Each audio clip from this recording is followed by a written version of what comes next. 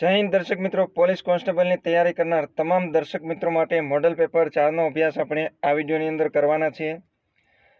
આ model paper 4ની અંદર આપણે કુલ 50 પ્રશ્નોની ચર્ચા કરવાના છીએ, પરંતુ આ 50 પ્રશ્નો તમને કુલ 200 પ્રશ્નો જેટલી તૈયારી કરાવશે। ખૂબ જ મહત્વના ટોપિક જે હાલમાં ચર્ચિત છે, જેમ કે રામ મંદિર અયોધ્યા, લોકસભા ચૂંટણી 2024, બજેટ 2024, ચંદ્રયાન 3, સૂર્ય મિશન, વિશ્વમાં ચાલી રહેલા જુદા જુદા જે યુદ્ધો છે, આ જે તમામ ટોપિક છે એ તમામ ટોપિકને લગતા પ્રશ્નો પરીક્ષાની અંદર આવવાની સંભાવના ખૂબ જ મહત્વની છે। તો આવા બધા જ ટોપિકના પ્રશ્નો આપણે આ વિડીયોની અંદર લીધા છે અને એમની સંપૂર્ણ ચર્ચા આ વિડીયોની અંદર આપણે કરવાના છીએ। તેમજ આવનારા વિડીયોની અંદર પણ બાકી રહેલા જે પ્રશ્નો છે એ પ્રશ્નો આપણે લઈ લેવાના છીએ। તો તમામ પ્રશ્નો જોઈ લેજો। 50 પ્રશ્નો છે। વિધાનવાળા પ્રશ્નો, જોડકા, ગણિત, રિઝનિંગ જેવા તમામ પ્રશ્નો છે આપણે અહીંયા લઈ લીધા છે। તો તમામે તમામ પ્રશ્નોની ચર્ચા આપણે વિગતે કરવાના છીએ। તો છેલ્લે સુધી જોજો, તેમજ આ વિડીયોને લાઇક કરજો, શેર કરજો। ચેનલને તમે હજુ સુધી સબસ્ક્રાઈબ ન કરી હોય તો સબસ્ક્રાઈબ કરી લેજો, જેથી આવનારા તમામ વિડીયોની નોટિફિકેશન આપને રેગ્યુલર મળતી રહે। પ્રથમ પ્રશ્ન છે, સુએજ કેનાલ વિશે ક્યું અથવા તો ક્યાં વિધાનો સાચા છે? પ્રથમ આપ્યું છે, હાલમાં સુએજ કેનાલ ઓથોરિટી આ કેનાલનું સંચાલન કરે છે। કોઈ પણ કેનાલ હોય, બાંધ હોય, સરોવર હોય કે ડેમ હોય, કોઈ પણ એમનું સંચાલન થતું હોય છે। તો એવી જ રીતના સુએજ કેનાલનું સંચાલન કોણ કરે છે? તો કે sewage canal authority. Sewage canal authority દ્વારા આ કેનાલનું સંચાલન કરવામાં આવે છે। એટલે પહેલું વિધાન છે એ સાચું છે। એટલે આપણે ઓપ્શન જે 4 આપ્યા છે, એ, બી અને સી, એ ત્રણેય આવી શકશે। ડી છે એમાં એક પહેલું છે એ નથી, એટલે ડી ઓપ્શન આવશે નહીં, એટલે ડી નીકળી જશે। ત્યારબાદ સુએજ કેનાલને બ્રિટિશ એમ્પાયરનો હાઈવે ગણવામાં આવે છે। સુએજ કેનાલ છે એ વિશ્વમાં સૌથી વ્યસ્ત ગણાતી કેનાલ છે, જેમાં જહાજોની અવર જવર થાય છે, અને એક એમ કહી શકાય કે એક હાઈવેના ઓપ્શન તરીકે આમનો ઉપયોગ કરવામાં આવે છે। એટલે સુએજ કેનાલને બ્રિટિશ એમ્પાયરનો હાઈવે ગણવામાં આવે છે। એટલે બીજું વિધાન પણ સાચું છે। એટલે એ અને બી, સી ઓપ્શનમાં બે નથી, એટલે એ સી ઓપ્શન નીકળી જશે। ત્યારબાદ ત્રીજું છે, સુએજ કેનાલ એ ઇજિપ્તમાંથી પસાર થતી કુદરતી નહેર છે। હવે ઇજિપ્તમાંથી પસાર થાય છે, પરંતુ કુદરતી નહેર નથી। સુએજ નહેર છે એ ક્યાંથી પસાર થાય છે? તો કે ઇજિપ્તમાંથી, પરંતુ એ કુદરતી નહેર નથી। એ કેવી છે? તો કે માનવ નિર્મિત છે, માનવ નિર્મિત। આ સુએજ કેનાલ છે એ માનવ નિર્મિત છે, જે રાતા સમુદ્ર, જે રાતો સમુદ્ર છે, એ રાતો સમુદ્ર અને ભૂમધ્ય સમુદ્ર આ બંનેને જોડે છે, અને તેમને નવેમ્બર 1869ની અંદર ખુલ્લો મૂકવામાં આવ્યો હતો। સુએજ કેનાલ છે એ ઇજિપ્તમાંથી પસાર થાય છે અને માનવ સર્જિત છે, અથવા તો માનવ નિર્મિત છે, જે રાતા સમુદ્ર અને ભૂમધ્ય સમુદ્રને જોડે છે, અને નવેમ્બર 1869ની અંદર અમને ખુલ્લું મૂકવામાં આવ્યો હતો।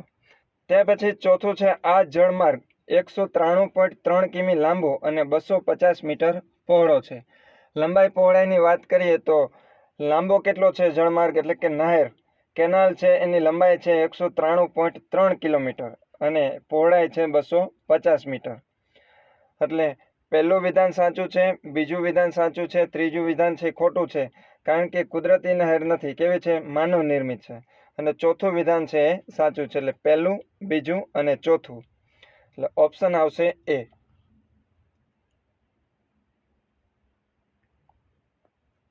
ત્યારબાદનો પ્રશ્ન છે, હુડો શું છે? ચિત્રકળા છે, રાગનો પ્રકાર છે, નૃત્યનો પ્રકાર છે, શું છે? તો કે હુડો છે એક નૃત્યનો પ્રકાર છે। હુડો છે શું છે? નૃત્યનો પ્રકાર। દર્શક મિત્રો, તમે કમેન્ટ બોક્સની અંદર લખજો કે આ હુડો છે એ કયા વિસ્તારનો અથવા તો કઈ જાતિના લોકોનો રાસ છે। એનો જવાબ તમે કમેન્ટ બોક્સની અંદર લખજો। હુડો છે એ શું છે? તો કે નૃત્યનો પ્રકાર। ત્યારબાદ ભૂગોળને લગતો પ્રશ્ન છે, નીચેના પૈકી કયું અથવા તો કયા વિધાનો ખડકો માટે સાચું અથવા તો સાચા છે? એમાં પહેલું છે અગ્નિકૃત ખડકોને પ્રાથમિક ખડકો પણ કહેવામાં આવે છે. જુદા જુદા જે પ્રકારના ખડકો છે એમાંનો અગ્નિકૃત ખડક એમને પ્રાથમિક ખડક તરીકે ઓળખવામાં આવે છે. એટલે પહેલું વિધાન છે એ સાચું છે. ત્યારબાદ અગ્નિકૃત અને જળકૃત ખડકો અત્યંત ગરમી અને દબાણને કારણે વિકૃત ખડકોમાં પરિવર્તન પામે છે. અગ્નિકૃત અને જળકૃત ખડકો છે એ ખૂબ જ ગરમી અને દબાણને કારણે વિકૃત ખડકોમાં છે પરિવર્તન પામે છે. એટલે બીજું વિધાન પણ સાચું છે. અને ત્રીજું વિધાન ગ્રેનાઇટ અને બેસાલ્ટ આગ્નેય ખડકના ઉદાહરણો છે. આગ્નેય ખડકોના ઉદાહરણ તરીકે જોઈએ તો ક્યાં ક્યાં આવશે? તો કે ગ્રેનાઇટ અને બેસાલ્ટ. એટલે ત્રીજું વિધાન પણ સાચું છે. એટલે ઓપ્શન આવશે એ. પહેલું, બીજું અને ત્રીજું ત્રણેય વિધાનો સાચા છે.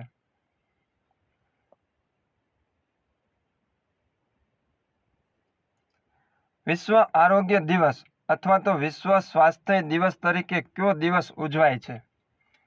વિશ્વ આરોગ્ય દિવસ તરીકે ઉજવાય છે 7 એપ્રિલ. એપ્રિલ મહિનાની 7મી તારીખને આપણે વિશ્વ આરોગ્ય દિવસ અથવા તો વિશ્વ સ્વાસ્થ્ય દિવસ તરીકે ઉજવીએ છીએ. વર્ષ 2024ની વિશ્વ આરોગ્ય દિવસની થીમ શું હતી? વર્ષ 2024ની વિશ્વ આરોગ્ય દિવસની થીમ હતી my health my right. My health my right એટલે કે મારું સ્વાસ્થ્ય મારો અધિકાર.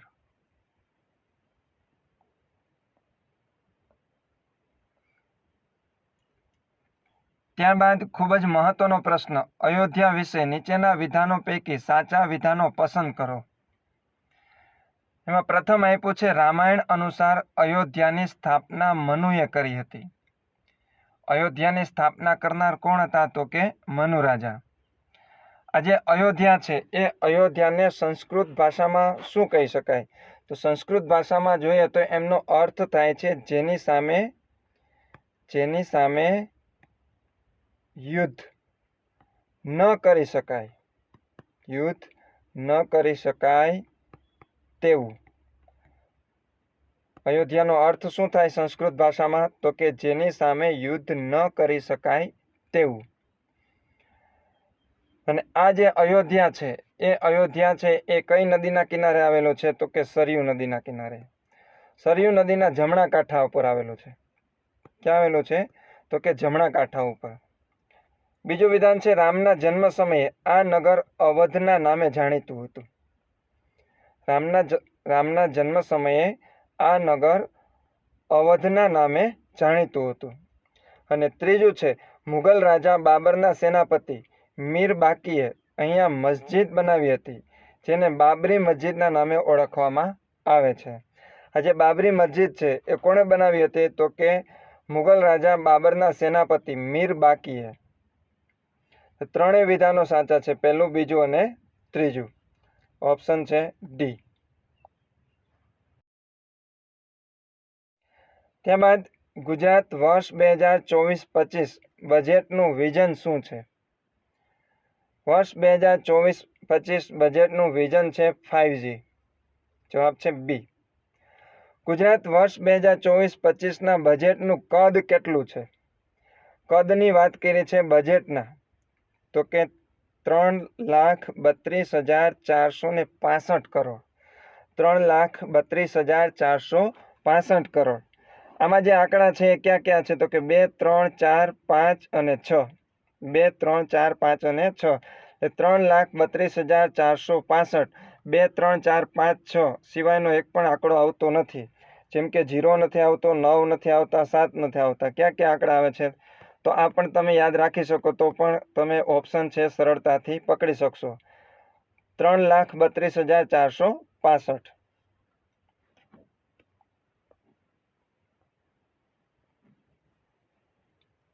નીચેના પૈકી કયા જોડકાઓ યોગ્ય રીતે જોડવામાં આવ્યા છે? એમાં પર્વતો આપ્યા છે અને શિખરો આપ્યા છે. જુદા જુદા પર્વતો છે. અરવલ્લીની ગિરિમાળા છે, સાતપુડા ગિરિમાળા છે, પશ્ચિમ ઘાટ છે અને ગિરનાર છે. તો એમની સામે શિખરો આપ્યા છે. તો કયા જોડકાઓ છે યોગ્ય રીતે જોડવામાં આવ્યા છે? એમાં પહેલું છે અરવલ્લી ગિરિમાળા.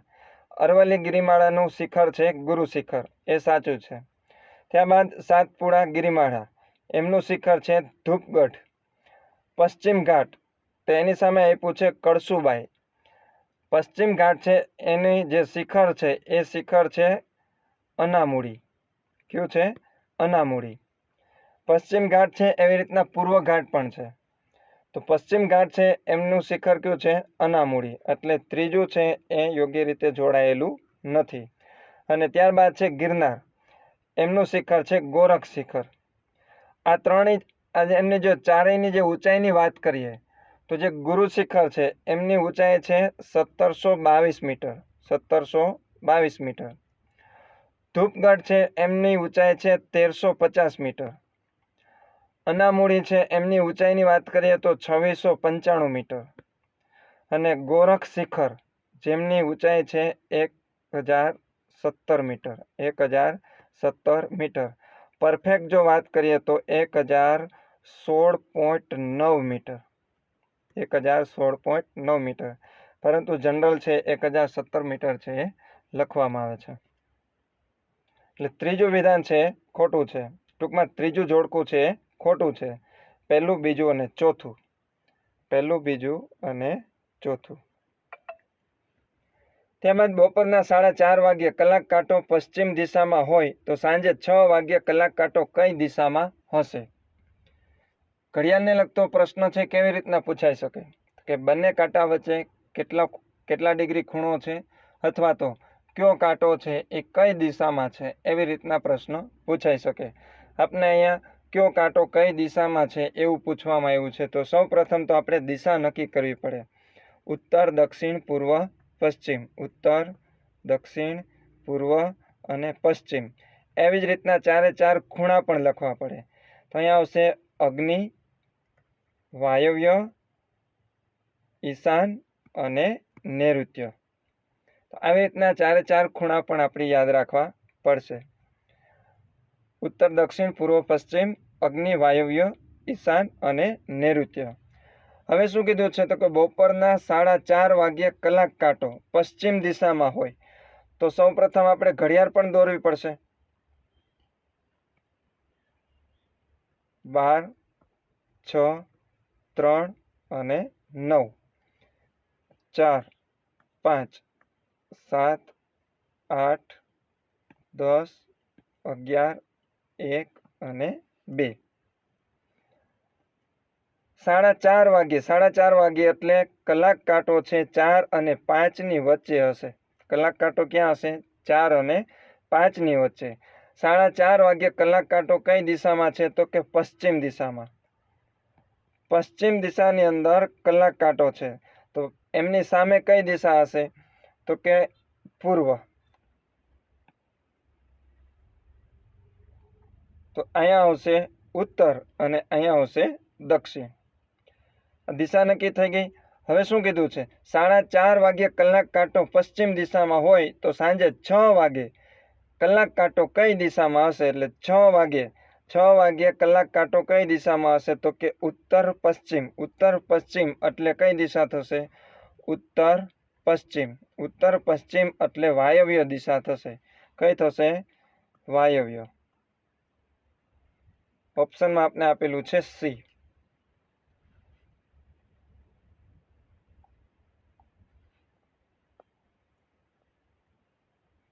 ત્યાં પછી બે સંખ્યાનો લસા 360 અને ગુસા 18 છે. જો એક સંખ્યા 72 હોય તો બીજી સંખ્યા કઈ હશે? આના માટે તમારે એક નાનું એવું સૂત્ર યાદ રાખવાનું છે. લસા ગુસાને લગતો પ્રશ્ન આવો પૂછાય તો ખૂબ જ સરળ છે. એના માટેનું સૂત્ર છે બે સંખ્યાનો ગુણાકાર. બે સંખ્યાનો ગુણાકાર બરાબર લસા ગુણ્યા ગુસા. બે સંખ્યાનો ગુણાકાર બરાબર લસા ગુણ્યા ગુસા. તો આપણે શું કીધું છે કે લસા 360 અને ગુસા છે 18. જો એક સંખ્યા 72 હોય તો બીજી સંખ્યા કઈ? બે સંખ્યાનો ગુણાકાર. એમાં એક સંખ્યા કઈ છે? 72 છે. તો બીજી સંખ્યા આપણે શોધવાની છે એટલે x ધારી લઈએ. તો 72 ગુણ્યા x બરાબર 360 ગુણ્યા 18. સૂત્રની અંદર આપણે રકમ મૂકી છે, બીજું કંઈ કર્યું નથી. સૂત્ર ખાસ યાદ રાખવાનું, બે સંખ્યાનો ગુણાકાર બરાબર લસા ગુણ્યા ગુસા. એમાં લસા આપણે આપ્યો છે 360 અને ગુસા છે 18. બે સંખ્યાનો ગુણાકાર, એમાં એક સંખ્યા છે 72, તો બીજી સંખ્યા આપણે શોધવાની છે, એટલે એમને આપણે x તરીકે મૂકી દીધો. હવે x આપણે શોધવાનો છે, તો x ને બરાબરની આ બાજુ જ રાખીએ, 72 ને બરાબરની સામે લઈ જઈએ. તો ગુણાકારમાં હોય તો શું થઈ જાય? ભાગાકારમાં. એટલે 360 ગુણ્યા 18 છેદમાં 72. 360 ગુણ્યા 18 છેદમાં 72. હવે છેદ ઉડાડી દઈએ તો કે 72, 18 ચોકું 72, 18 ચોકું 72. અહીંયા 9 ચોક 36, 9 ચોક 36 એટલે વધ્યા કેટલા? 90. તો x બરાબર 90. x બરાબર કેટલા મળ્યા? 90. એટલે બીજી સંખ્યા મળે છે 90. ઓપ્શનમાં આપણે 90 આપેલા નથી, પરંતુ જવાબ શું આવશે? 90. એવી જ રીતના બીજી રકમ છે, જોઈએ. બે સંખ્યાનો લસા 120 અને ગુસા 40 છે. જો એક સંખ્યા 80 હોય તો બીજી સંખ્યા કઈ હશે? તો આપણે જે સૂત્ર છે, બે સંખ્યાનો ગુણાકાર, બે સંખ્યાનો ગુણાકાર બરાબર લસા ગુણ્યા ગુસા. હવે લસા કેટલો આપ્યો છે? તો કે 120 ગુણ્યા ગુસા છે 40. એમાં એક સંખ્યા કઈ છે? 80. તો બીજી સંખ્યા આપણે શોધવાની છે. 80 ગુણ્યા આપણે x ધારી લઈએ, બીજી સંખ્યા કઈ હશે? x. હવે x શોધવાનો છે, એટલે x ને બરાબરની આ બાજુ રાખીએ, 80 ને બરાબરની સામે લઈ જાય, એટલે 120 ગુણ્યા 40 છેદમાં 80.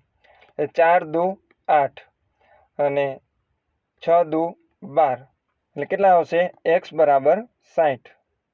x બરાબર 60. આ પ્રશ્નમાં પણ ઓપ્શન 60 આપ્યા નથી, એટલે જવાબ શું આવશે? 60 આવશે. બંનેમાં પ્રિન્ટ મિસ્ટેક છે, પરંતુ પહેલામાં કેટલા આવતા હતા? તો કે 90 અને બીજામાં આવશે 60. ત્યારબાદ જૈન ધર્મ વિશે આપેલામાંથી કયા વિધાનો સાચા છે? જૈન ધર્મ વિશે આપણે જુદા જુદા 4 વિધાનો આપ્યા છે. એમાં પહેલું છે મહાવીરે જૈન ધર્મના 4 મહાન વ્રતોમાં 5મા મહાન વ્રત તરીકે બ્રહ્મચર્યનો ઉમેરો કર્યો. કુલ જે 4 મહાન વ્રત હતા, સત્ય, અહિંસા, અપરિગ્રહ અને અસ્તેય. આ જે 4 મહાન વ્રતો હતા, એમાં 5મો મહાન વ્રત કે બ્રહ્મચર્ય, એ બ્રહ્મચર્યનો ઉમેરો કોણે કર્યો? તો કે મહાવીરે. મહાવીર જે 24મા તીર્થકર હતા. કેટલામાં? 24મા તીર્થકર, કે જેમણે બ્રહ્મચર્ય નામનો વ્રત આપ્યો. અને આજે સત્ય, અહિંસા, અપરિગ્રહ અને અસ્તેય, આજે 4 જે વ્રત છે એ કોણે આપ્યા? તો કે આ જે 4 વ્રત છે એમણે એ પાર્શ્વનાથે આપ્યા હતા. 23મા તીર્થકર પાર્શ્વનાથે. અને 5મું મહાન વ્રત જેને કહી શકાય બ્રહ્મચર્ય, એ કોણે આપ્યા? તો કે 24મા તીર્થકર મહાવીર સ્વામીએ.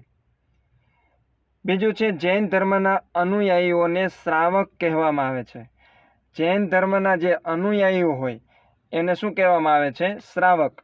પુરુષ હોય તો એમને શ્રાવક કહેવામાં આવે છે, અને સ્ત્રી હોય તો એમને કહેવામાં આવે છે શ્રાવિકા. સ્ત્રી હોય તો શ્રાવિકા. ત્યારબાદ આ ધર્મના મુખ્ય 3 સંપ્રદાય છે, શ્વેતાંબર, દિગંબર અને ભગવા.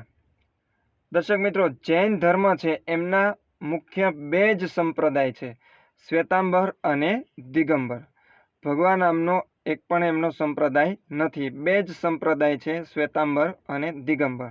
એટલે ત્રીજું વિધાન છે ખોટું છે. પહેલું અને બીજું સાચું છે, ત્રીજું ખોટું. ત્યારબાદ મહાવીર સ્વામી આ ધર્મના 24મા તીર્થકર હતા. એટલે એ પણ સાચું છે, પહેલું, બીજું અને ચોથું. ઓપ્શન છે સી. ત્યારબાદ ખેલો ઇન્ડિયા યુથ ગેમ્સ 2024નું આયોજન ક્યાં થયું હતું? ખેલો ઇન્ડિયા યુથ ગેમ્સ 2024નું આયોજન થયું હતું તામિલનાડુની અંદર. સૂર્યનો અભ્યાસ કરવા માટે પ્રથમ અવકાશ આધારિત ભારતીય મિશનનું નામ શું છે? સૂર્યનો અભ્યાસ કરવા માટે પ્રથમ અવકાશ આધારિત ભારતીય મિશન જેમનું નામ છે આદિત્ય L1. આદિત્ય L1.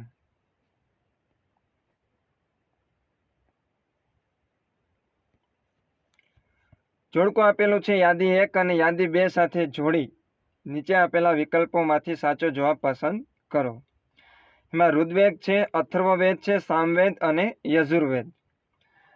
ઋગ્વેદ તો એમની સામે આવશે ભજનોનો સંગ્રહ. ઋગ્વેદની સામે શું આવશે? ભજનોનો સંગ્રહ. ત્યારબાદ અથર્વવેદ તો એમની સામે આવશે તંત્ર મંત્રનો સંગ્રહ. અથર્વવેદની સામે આવશે તંત્ર મંત્રનો સંગ્રહ. ત્યારબાદ સામવેદ તો એમની સામે આવશે પવિત્ર ગીતોનો સંગ્રહ.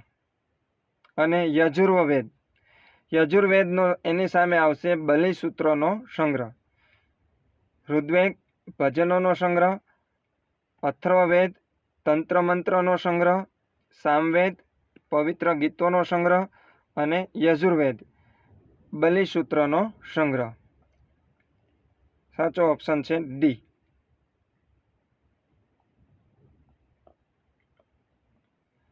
ત્યારબાદ સર્વોચ્ચ ન્યાયાલયના ન્યાયાધીશની નિમણૂક માટેની જોગવાઈઓ સંવિધાનના કયા અનુચ્છેદમાં દર્શાવવામાં આવેલી છે?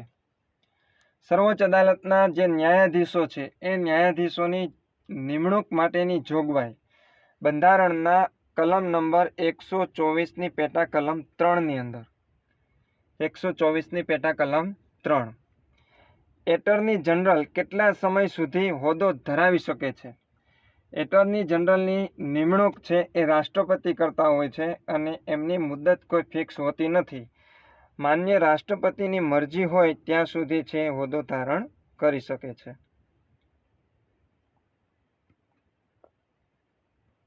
નીચેના વિધાનો વાંચી યોગ્ય વિકલ્પ પસંદ કરો. પ્રથમ આપ્યું છે છોટા ઉદેપુરના રાઠવા આદિવાસીઓની ચિત્રકળા પિઠોરા તરીકે ઓળખાય છે. પિઠોરા જે ચિત્રકળા છે એ કોની છે? તો કે છોટા ઉદેપુરના જે રાઠવા આદિવાસીઓ છે એમની આ ચિત્રકળા છે અને એ ચિત્રકળા છે એ કયા નામે ઓળખાય છે? પિઠોરાના નામે. ત્યાર પછી બીજું ઓપ્શન છે આપેલ પૈકી એક પણ નહીં. ત્રીજું છે પિઠોરાની આલેખન પરંપરા ધાર્મિક બાબતો સાથે જોડાયેલી છે. કુંવારી કન્યાનું માંગલ્ય, ખેતીવાડીની બરકત, ઢોરની સુખાકારી માટેની માનતા, આ નિમિત્તે આ ચિત્રો છે આલેખવામાં આવે છે. પિઠોરાની જે આલેખન પરંપરા છે એટલે જે ચિત્રકળા છે એ ધાર્મિક બાબતો સાથે જોડાયેલી છે. કુંવારી કન્યાના માંગલ્ય બાબતે હોય, ખેતીવાડીની બરકત બાબતે હોય, ઢોરની સુખાકારી બાબતે હોય તો એમના માટે છે આ ચિત્રો છે આલેખવામાં આવતા હોય છે. એટલે પહેલું અને સી એ અને સી બંને વિધાનો છે સાચા છે એટલે આપેલ બંને આવશે.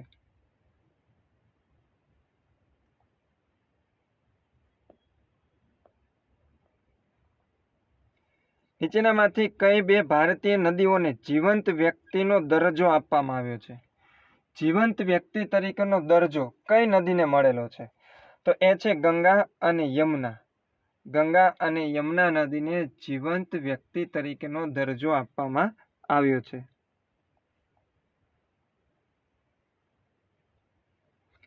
જો પૃથ્વી અચાનક ઘૂમતી બંધ થઈ જાય તો શું થાય? આપને ખબર છે પૃથ્વી છે એ સૂર્યની પ્રદક્ષિણા કરે છે અને એમની ગતિ છે અલગ અલગ છે.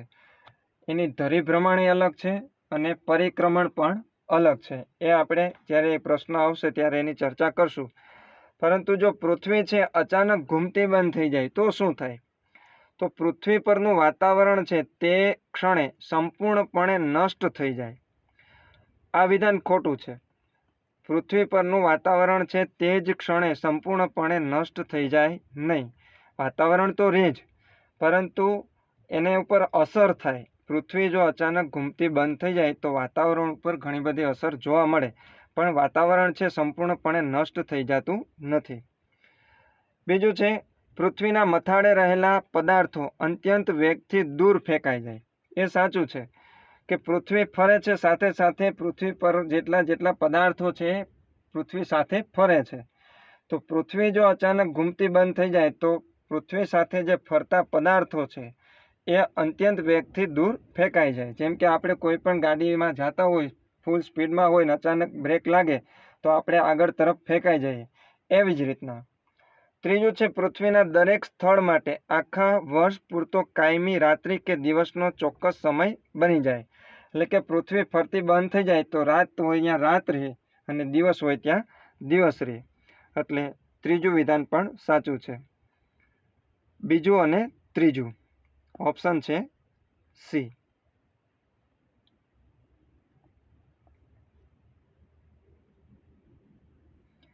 નીચેના સોલંકી રાજાઓને તેમના સમયના ક્રમમાં ગોઠવો. એમાં આપણે આપ્યું છે ભીમદેવ પ્રથમ, કુમારપાળ, સિદ્ધરાજ અને દુર્લભરાજ. સોલંકી કાળ વિશે વાત કરી છે. તો સોલંકી કાળની અંદર જેટલા રાજાઓ થઈ ગયા એમની જો આપણે વાત કરીએ તો સૌ પ્રથમ સોલંકી વંશની સ્થાપના કરનાર તો કે મૂળરાજ સોલંકી. એટલે પ્રથમ આવશે મૂળરાજ, ત્યારબાદ આવશે દુર્લભરાજ,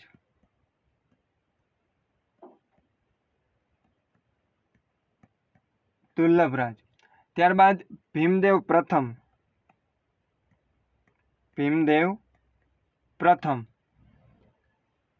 ત્યારબાદ કર્ણદેવ પ્રથમ, ત્યારબાદ આવશે સિદ્ધરાજ જયસિંહ, ત્યારબાદ આવશે કુમારપાળ,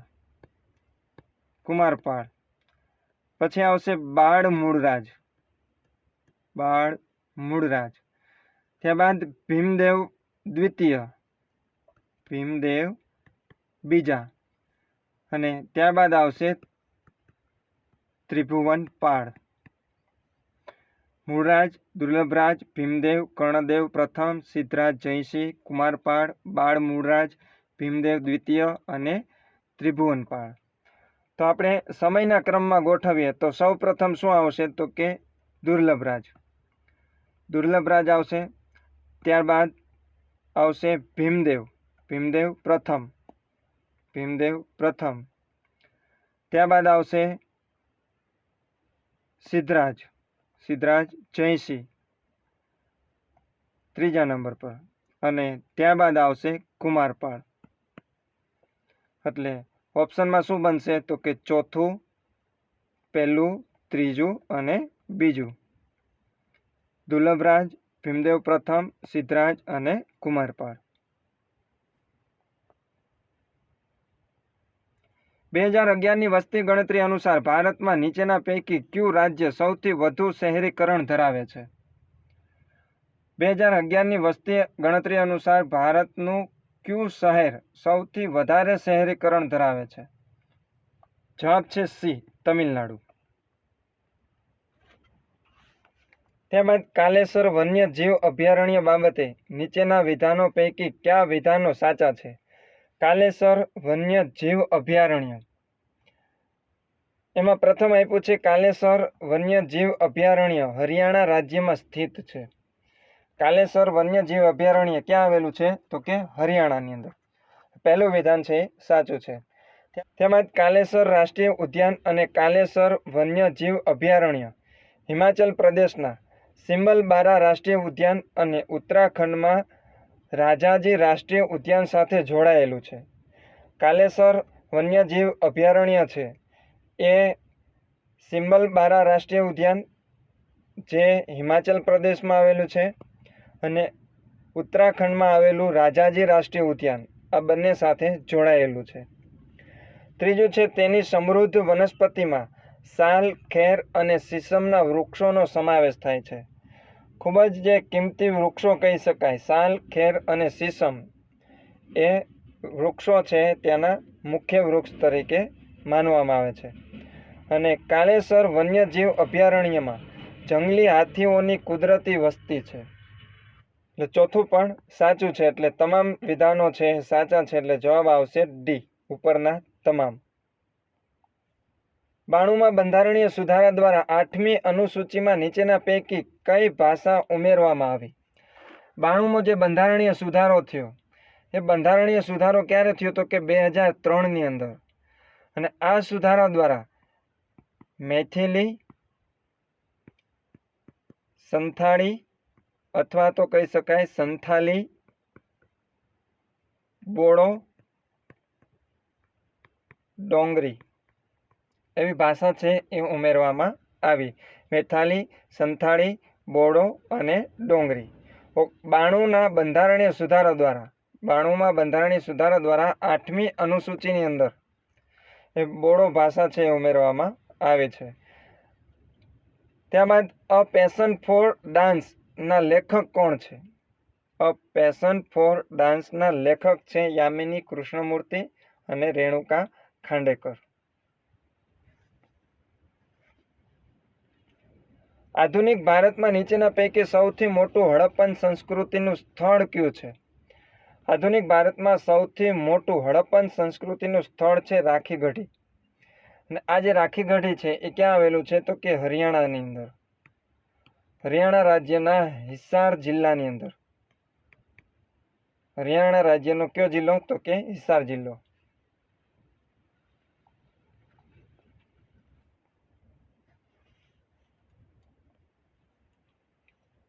ત્યારબાદ હોડીને લગતો પ્રશ્ન છે. એક હોડીની સ્થિર પાણીમાં ઝડપ 30 કિલોમીટર પ્રતિ કલાક છે. એક હોડીની સ્થિર પાણીમાં ઝડપ કેટલી છે? 30 કિલોમીટર પ્રતિ કલાક. જો નદીના પ્રવાહનો વેગ 12 કિમી પ્રતિ કલાક હોય તો નદીની દિશામાં અને વિરુદ્ધ દિશામાં હોડીની ઝડપ શોધો. ખાસ પ્રશ્ન સમજો. એક હોડીની સ્થિર પાણીમાં ઝડપ કેટલી છે તો કે 30 કિલોમીટર પ્રતિ કલાક. જો નદીના પ્રવાહનો વેગ 12 કિલોમીટર પ્રતિ કલાક હોય તો નદીની દિશામાં હોડીની ગતિ અને વિરુદ્ધ દિશામાં હોડીની ગતિ એ આપણે શોધવાની છે. દાખલા તરીકે આ એક નદી છે.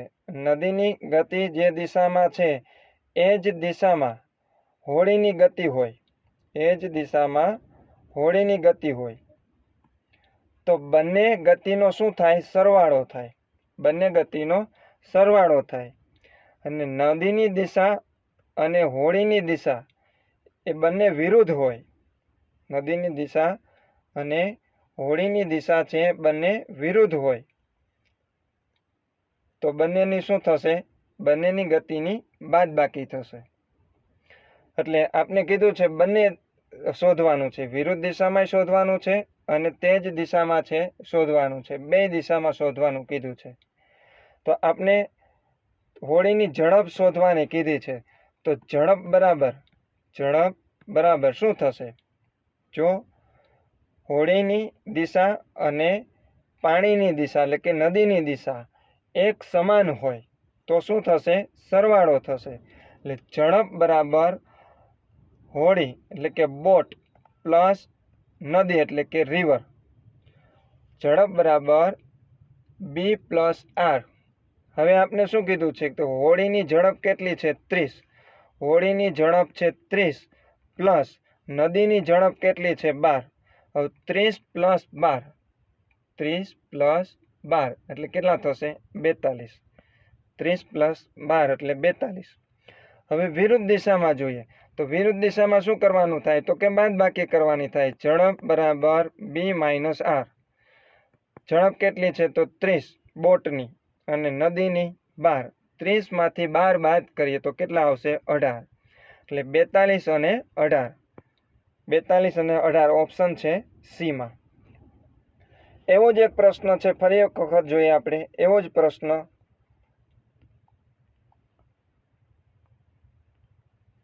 એક હોડીની સ્થિર પાણીમાં ઝડપ 46 કિલોમીટર પ્રતિ કલાક છે. જો નદીના પ્રવાહનો વેગ 22 કિલોમીટર પ્રતિ કલાક હોય તો નદીની દિશામાં અને વિરુદ્ધ દિશામાં હોડીની ઝડપ શોધો. હવે તમને ખ્યાલ આવી ગયો હશે. વિરુદ્ધ દિશા હોય તો બાદબાકી કરવાની અને બંનેની એક દિશા હોય તો શું કરવાનું છે? સરવાળો કરવાનો છે. એટલે પહેલાં આપણે એક દિશામાં જોઈએ તો ઝડપ બરાબર બી પ્લસ આર. તો હોડીની ઝડપ કેટલી છે? 46 અને નદી એની ઝડપ છે 22 એટલે કે નદીનો જે પ્રવાહ છે એની ઝડપ 22 છે. તો કુલ કેટલા થશે? 68. કેટલા થશે 68, 46 + 22 એટલે 68. એવી જ રીતના આપણે વિરુદ્ધ દિશામાં જોઈએ તો b માઇનસ r એટલે 46 માંથી આપણે 22 બાદ કરીએ, 46 માંથી 22 બાદ કરશું તો કેટલા આવશે 24, એટલે 68 અને 24 જે ઓપ્શનમાં આપેલું છે બી.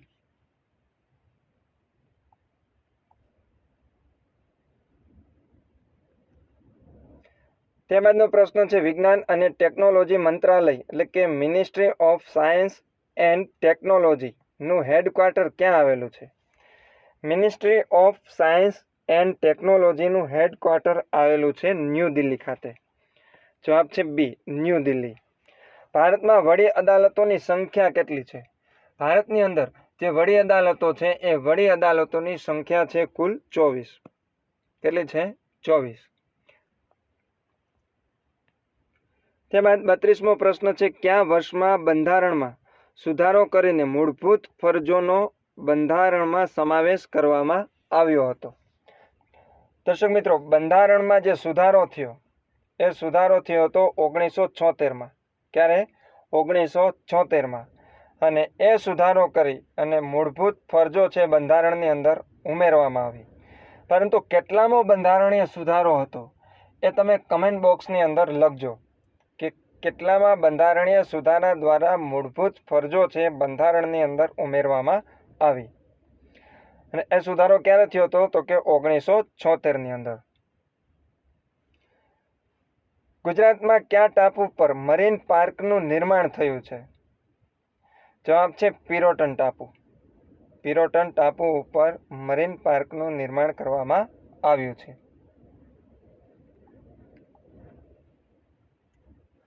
ઓઇલ એન્જિનના ઉત્પાદન માટે જાણીતું શહેર કયું છે? ઓપ્શન આપેલું છે કલોલ, જામનગર, રાજકોટ કે વડોદરા. ઓઇલ એન્જિન માટે સૌથી પ્રખ્યાત જો શહેર હોય તો એ છે રાજકોટ. જવાબ છે સી.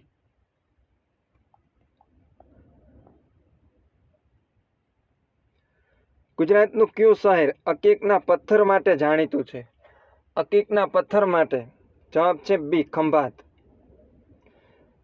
કયા કાયદાના વિરોધમાં મહાત્મા ગાંધીજીએ 6 એપ્રિલ 1919ના રોજ દેશવ્યાપી હડતાલની ઘોષણા કરી હતી? કયા કાયદાના વિરોધમાં મહાત્મા ગાંધીએ 1919માં 6 એપ્રિલ 1919માં દેશવ્યાપી હડતાલની ઘોષણા કરી હતી? તો એ છે રોલેટ એક્ટ, જેને કાળા કાયદા તરીકે ઓળખવામાં આવે છે. Rowlatt act.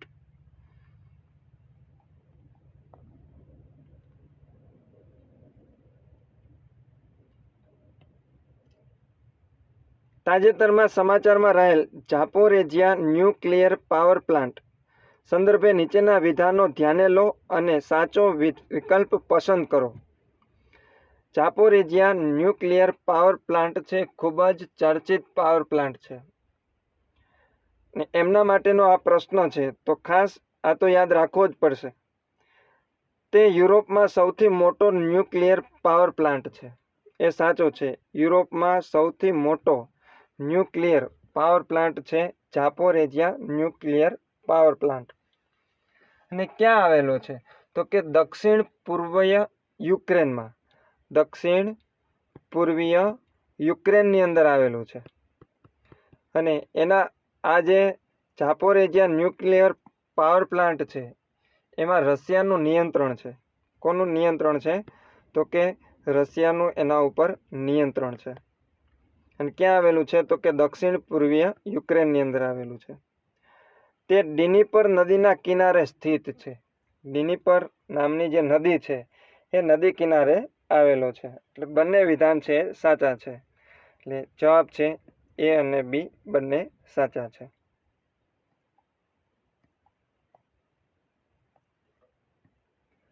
ગુજરાતના કયા રાજાએ 12મી સદીમાં દારૂના ઉત્પાદન અને વેચાણની તેના રાજ્યમાં મનાઈ ફરમાવી હતી? ગુજરાતના કયા એવા રાજા હતા કે જેમણે 12મી સદીમાં દારૂનું ઉત્પાદન અને વેચાણ કરવા માટે એમના રાજ્યની અંદર મનાઈ ફરમાવી હતી? તો એ છે કુમારપાળ. જવાબ છે સી, સોલંકી વંશના કુમારપાળ. કુમારપાળના શાસનની વાત કરીએ તો કુમારપાળનું શાસન હતું 1143 થી 1172 દરમિયાન, એટલે 12મી સદી. 12મી સદીની અંદર કુમારપાળનું છે સોલંકી વંશના રાજા કુમારપાળનું શાસન હતું અને એમણે એમના રાજ્યની અંદર દારૂનું ઉત્પાદન અને વેચાણ કરવાની મનાઈ ફરમાવી હતી. ચામાચીડિયા અંધારામાં ઉડી શકે છે કારણ કે તે ઉત્સર્જિત કરે છે શું? તો કે અલ્ટ્રાસોનિક ધ્વનિ તરંગો. અલ્ટ્રાસોનિક ધ્વનિ તરંગોના કારણે એ અંધારાની અંદર પણ જોઈ શકે છે અને ઉડી શકે છે.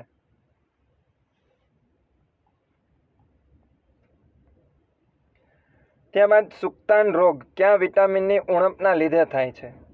સુક્તાન રોગ થાય છે વિટામિન ડીની ઉણપને કારણે. ત્યારબાદનો પ્રશ્ન છે ઝીકા વાયરસ મચ્છરની કઈ પ્રજાતિ દ્વારા ફેલાય છે? ઝીકા વાયરસ મચ્છરની કઈ પ્રજાતિ દ્વારા ફેલાય છે? જવાબ છે એડિસ ઇજિપ્તી પ્રજાતિ. એડિસ નામની જે પ્રજાતિ છે એમના લીધે ઝીકા વાયરસ છે એ ફેલાતો હોય છે. નીચેના પૈકી કઈ જોડ સાચી રીતે જોડાયેલી નથી? તેમાં પ્રથમ છે વાકડ પ્રદેશ. વાકડ પ્રદેશ છે કોને કહેવાય? તો કે મહી અને ઢાઢર નદી વચ્ચેનો જે પ્રદેશ છે એમને વાકડ પ્રદેશ કહેવાય છે. એટલે પહેલું વિધાન છે સાચું છે, અથવા તો પહેલું જોડકું છે સાચું છે. બીજું છે કાનમ પ્રદેશ. કાનમ પ્રદેશ છે એ ઢાઢર અને તાપી નદી વચ્ચેનો પ્રદેશ. ઢાઢર અને નર્મદા નદી વચ્ચેનો જે પ્રદેશ છે એને કાનમ પ્રદેશ કહેવાય. તાપી નહીં આવે, શું આવશે? નર્મદા. એટલે બીજું જોડકું છે ખોટું છે. એટલે આપણે શું કીધું છે કે કયું જોડકું સાચી રીતે જોડાયેલ નથી? એટલે આપણો જવાબ શું બની જશે? બી. ત્યારબાદ સી જોઈએ ચરોતર પ્રદેશ. તો કે મહી અને સેઢી નદી વચ્ચેનો જે પ્રદેશ છે એને કહેવામાં આવે છે ચરોતર પ્રદેશ. અને ગોઢા પ્રદેશ જે બનાસકાંઠા જિલ્લાની પશ્ચિમ બાજુએ આવેલો જે વિસ્તાર છે, બનાસકાંઠા જિલ્લાની પશ્ચિમ બાજુએ આવેલો વિસ્તાર છે એને શું કહેવાય? ગોઢા પ્રદેશ. એટલે વાકડ પ્રદેશ મહી અને ઢાઢર નદી, કાનમ પ્રદેશ ઢાઢર અને નર્મદા નદી, ચરોતર પ્રદેશ મહી અને સેઢી નદી, અને ગોઢા પ્રદેશ એ બનાસકાંઠા જિલ્લાની પશ્ચિમ બાજુએ આવેલ વિસ્તાર. ત્યારબાદ નીચેના પૈકી કયા મહાનુભાવ ચિત્રકલા સાથે જોડાયેલા નથી અથવા તો સંકળાયેલા નથી? તો એમાં પહેલું છે શ્રી જેમિની રોય, એ ચિત્રકળા સાથે જોડાયેલા છે. શ્રી મંજીત બાવા એ પણ ચિત્રકળા સાથે જોડાયેલા છે. શ્રી કે એ સાયગલ છે એ હિન્દી ચલચિત્રના અભિનેતા છે અને ગીતકાર છે. એ ચિત્રકલા સાથે જોડાયેલા નથી. શ્રી કે એ સાયગલ એ છે હિન્દી ચલચિત્રના અભિનેતા અને ગાયક. અને ત્યારબાદ શ્રી રવિશંકર રાવળ એ તો ખૂબ જ પ્રખ્યાત છે, ચિત્રકળા સાથે જોડાયેલા છે. એટલે આપણો જવાબ શું આવશે? સી. પ્રખ્યાત સંગીતકાર અહમદ અલી ખાન કયા સંગીત વાદ્ય સાથે સંકળાયેલા છે? અહમદ અલી ખાન. જવાબ આવશે બી, સરોદ.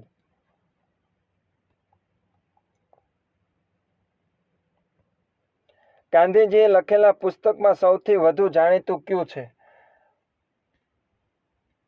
એકદમ સામાન્ય પ્રશ્ન છે, પરંતુ સામાન્ય પ્રશ્ન પણ પરીક્ષાની અંદર પૂછાઈ શકે. એટલે એવું ના સમજવું કે એકદમ સરળ પ્રશ્ન અથવા તો સામાન્ય પ્રશ્ન પરીક્ષાની અંદર ન પૂછાય. કોઈ પણ પ્રશ્ન છે એ સામાન્ય અથવા તો સહેલો હોતો નથી, પરંતુ લેવલના આધારે પરીક્ષાની અંદર પ્રશ્ન પૂછાતા હોય છે. કોન્સ્ટેબલનું લેવલ છે 12 અને ગ્રેજ્યુએટ લેવલનું હશે. આમ તો 12 પાસ વિદ્યાર્થી માટે પોલીસ કોન્સ્ટેબલની પરીક્ષાની આયોજન થયું છે, તો 12 લેવલ સુધીનું પેપર હોઈ શકે, પણ એથી અઘરું પણ હોઈ શકે. એટલે કોઈ પણ પ્રશ્ન છે સામાન્ય હોતો નથી. એટલે દરેક પ્રશ્ન છે જોઈ લેવા. તો ગાંધીજીએ લખેલા જે પુસ્તકો છે એમાં સૌથી જાણીતું પુસ્તક કયું છે? સત્યના પ્રયોગો. ગુજરાતના ભરૂચ જિલ્લામાં કઈ જગ્યાએ દર 18 વર્ષે કુંભ મેળો ભરાય છે? ગુજરાતના ભરૂચ જિલ્લાની અંદર દર 18 વર્ષે કુંભ મેળો ભરાય છે. એ છે ભાડભૂતનો મેળો. ભાડભૂત.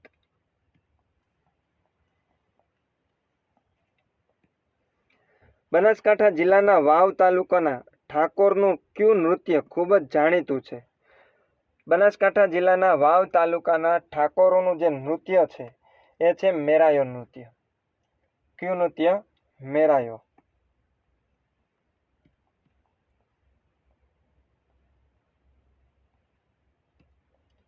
ભારતમાં પીવાલાયક પાણીની પ્રમાણભૂતતા પ્રમાણે ઇચ્છનીય પીએચનું પ્રમાણ શું છે? આમ તો પાણીનું પીએચ મૂલ્ય છે 7 ગણવામાં આવે છે. પણ ભારતમાં પીવાલાયક પાણીની જે પ્રમાણભૂતતા અથવા તો જે ધોરણો નક્કી કરવામાં આવ્યા છે એ ધોરણો છે એ ક્યાં નક્કી કરવામાં આવ્યા છે? તો કે 6.5 થી 8.5 સુધી. એ નગરશેઠ કે જેમણે ઈસવીસન 1725માં અમદાવાદ શહેરને મરાઠાઓ દ્વારા લૂંટાતું બચાવવા માટે પોતાના અંગત ભંડોળમાંથી ખંડણી આપી હતી. અમદાવાદ શહેરને લૂંટાતું બચાવવા માટે પોતાના અંગત ભંડોળમાંથી ખંડણી આપી હતી. ક્યારે? તો કે 1725માં. એ નગરશેઠ કોણ હતા? તો એ નગરશેઠ હતા શેઠ ખુશાલચંદ.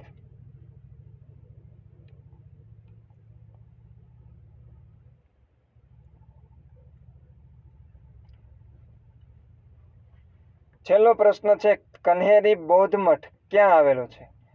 દર્શક મિત્રો, કન્હેરી બૌદ્ધ મઠ એ આવેલો છે મહારાષ્ટ્રની અંદર. ક્યાં આવેલો છે? મહારાષ્ટ્રની અંદર.